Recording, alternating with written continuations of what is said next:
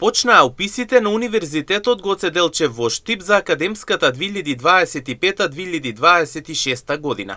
Од денес сите кандидати кои аплицирале преку сајтот на самиот универзитет имаат можност да ги достават своите документи во 5 градови: Штип, Скопје, Струмица, Кавадарци и Гевгелија.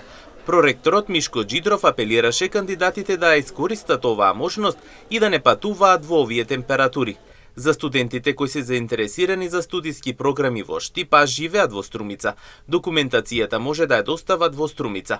Како што рече тој, првиот уписен рок ќе трае до 22 август, а за сите оние кои што ќе го пропуштат следува 2 дополнителни рока на 4 и 5 септември, како и на 17 и 18 септември. Денес, 20 август, Универзитет Гоце Делчев ги започнува своите уписи.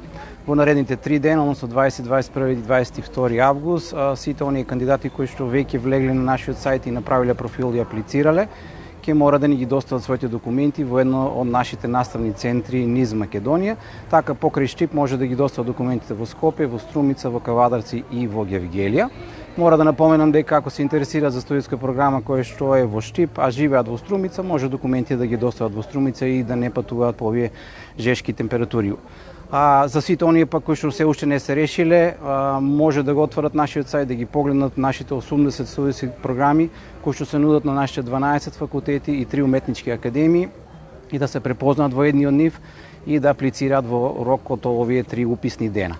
По завршувањето на првиот уписен рок ни следува и вториот уписен рок на 4 и 5 септември и третиот на 17 и 18 септември, каде што потоа ќе ги завршиме нашите уписи и ќе започнеме с 1 октомври со академската година. Сите оние кои што успешно го завршиле средното образование имаат повеќе од 80 поени. По запишувањето треба да проверат дали се ослободени од плаќањето партиципација, додаде проректорот Джидров. Потенцираше дека бројките се различни во сите факултети. Како и минатите години, така и оваа година универзитетот се обидува да им помогне на студентите при запишување на факултет.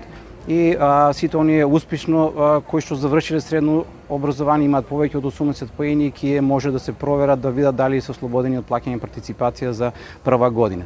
Така да бројките се различни на различни факултети. На медицинскиот факултет 20 најдобро рангирани ќе бидат ослободени, факултетот за информатика 10, за земјоделски исто така 10, природни технички науки, економски, правени, факултетот за туризам, бизнис, логистика по 10 ослободување од плаќање партиципација.